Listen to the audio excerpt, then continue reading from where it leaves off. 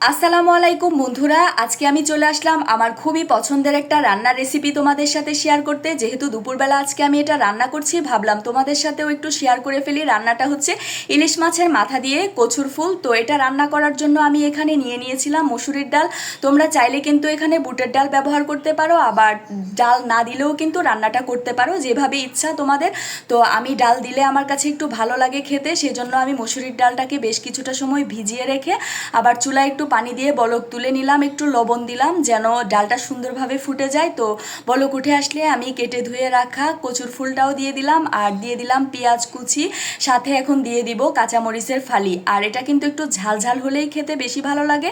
আর আমার কাছে এটা যেভাবেই রান্না করা হোক সেভাবেই কিন্তু অনেক বেশি ভালো লাগে। শুটকি দিয়েও ভালো লাগে, ইলিশ মাছের মাথা দিয়েও ভালো লাগে, আবার ছোট ছোট চিংড়ি মাছ দিয়েও কিন্তু ঘুটলে ভালো লাগে। তোমরা যেভাবে খেতে পছন্দ করো অবশ্যই সেভাবে করে নিতে পারো। আর এটা কে কে খেতে পছন্দ করো অবশ্যই কিন্তু কমেন্ট বক্সে জানিয়ে যেও। আর আমি যখন বাড়িতে গিয়েছিলাম আম্মুর হাতের রান্না খেয়ে এসেছি, অনেক ভালো লেগেছিল। আমার আম্মু যখন এটা রান্না করে তখন খেতে খুবই ভালো লাগে আমার কাছে। আম্মু তো শুটকি দিয়ে মাছ দিয়ে সব একসাথে করে রান্না করে, তো আমি শুধু মাছ দিয়েই রান্না করছি। যেহেতু আমার হাজবেন্ড শুটকি খেতে খুব একটা পছন্দ করে না, আমি ইলিশ মাছের মাথা দিয়েই রান্না করছি। তো এই যে আমি সব মশলা টশলা দিয়ে এটাকে ভালো করে নেড়েচেড়ে একটু মিশিয়ে দিচ্ছি, যেহেতু হাঁড়িতে একদম ভর্তি হয়ে আছে, নাড়তে একটু অসুবিধা হচ্ছে। তারপরেও আমি ভালো করে একটু নেড়ে নিলাম। তো এইদিকে আমি এখন চলে আসলাম মাছের প্রসেসিংটা করে নিতে। তো মাছের মাথাটাকে আমি একটু তেল গরম করে হালকা এপিটোপিট করে ভেজে নিচ্ছি। আর আমার কাছে একেবারে সরাসরি কাঁচা মাছটা দিয়ে দিলে ভালো লাগে না, সেই জন্য আমি একটু তেলের মধ্যে উল্টে পাল্টে ভেজে মাছটাকে এখন তুলে নিব। তুলে তারপরে আমি ওই পাশে রাখা কচুর ফুলের কড়াইটাকে আবার এইদিকে নিয়ে আসবো, নিয়ে এসে তারপরে এগুলোকে আমি ভালো করে আবার একটু নেড়ে চেড়ে দিব। তো এই যে এখন কিন্তু অনেকটাই কমে গেছে, এগুলা যত পরিমাণে দেখা যায় এতটা কিন্তু হয় না, অনেকখানি কমে যায়। তো আমি এখন মাছের মাথাটাও এর মধ্যে দিয়ে দিচ্ছি। তো এটাকে কিন্তু এখন মিশিয়ে দেব ভালো করে নেড়ে চেড়ে।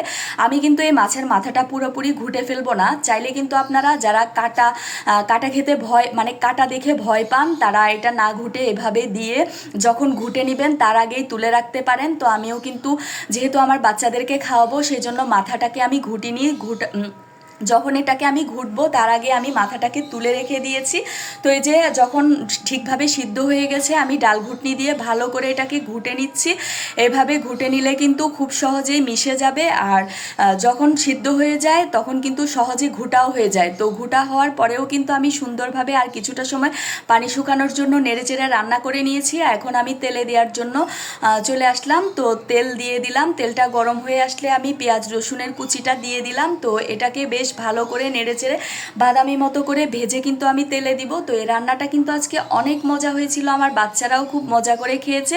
আমি ছোটোবেলা থেকে এই কচুর ফুলের রান্নাটা অনেক পছন্দ করি। তো এই যে বাগার দিয়ে দিলাম, আর কিছুটা সময় নেড়েচেড়ে রান্না করে নিব। তো রান্নাটা শেষ, আজকের রান্নাটা এই পর্যন্তই। আমার রান্নাটা কেমন হয়েছে সেটা অবশ্যই জানিও। আর ভিডিওটা ভালো লাগলে অবশ্যই লাইক কমেন্ট শেয়ার করে পাশে থেকো।